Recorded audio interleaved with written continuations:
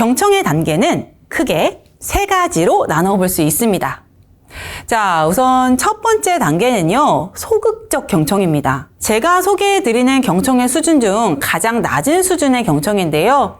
상대방의 말을 듣고는 있지만 특별한 피드백이나 반응은 제공하지 않는 방식입니다. 자신의 의견이나 피드백을 제공하지 않고 귀만 열어둔 경청이라고 볼 수 있겠죠.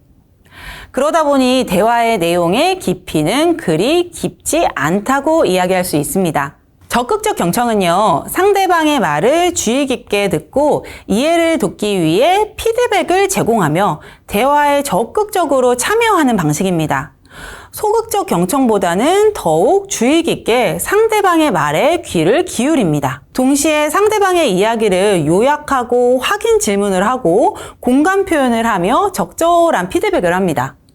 당연히 상대방의 말을 잘 이해할 수 있으며 대화의 질도 높아집니다. 그리고 경청의 가장 높은 수준인 맥락적 경청은요, 대화의 맥락, 즉 상황적 배경과 환경을 고려하여 상대방의 메시지를 이해하는 방식입니다. 단순히 말만 듣는 것이 아니라 들으면서 파악한 것을 바탕으로 맥락을 이해하고 그에 맞는 적절한 반응을 제공합니다. 근데 우리는 대화를 직접 나누는 상황에서도 상황적 배경과 맥락을 쉽게 파악한다는 것은 쉽지가 않습니다. 하지만 다음에 3가지를 잘 기억하고 연습하면 충분히 누구나 가능합니다. 먼저 대화의 환경과 목적을 이해하는 것이 중요합니다. 예를 들면 어떤 프로젝트에 대해 이야기를 하고 있다면 프로젝트의 진행 상황, 관련 이슈를 이해하고 있을 때 대화의 맥락을 더 잘 파악할 수 있습니다. 또한 상대방이 정보를 공유하고자 하는 것인지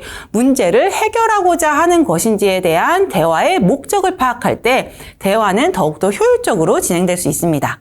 그리고 두 번째로는요, 비언어적 신호에 집중하는 방법이 있습니다. 상대방의 표정, 목소리의 톤, 몸짓 등을 통해 언어적으로 전달되지 않은 다른 정보를 파악하며 대화를 수월하게 이어갈 수 있습니다. 그리고 3번째로는요, 상대방의 말을 반복하는 방법이 있습니다. 말씀해주신 내용을 제가 다시 한번 정리해봐도 되나요?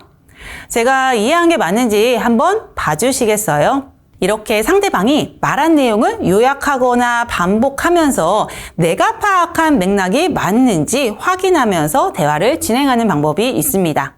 3가지를 잘 활용하신다면 맥락적 경청 어렵지 않습니다.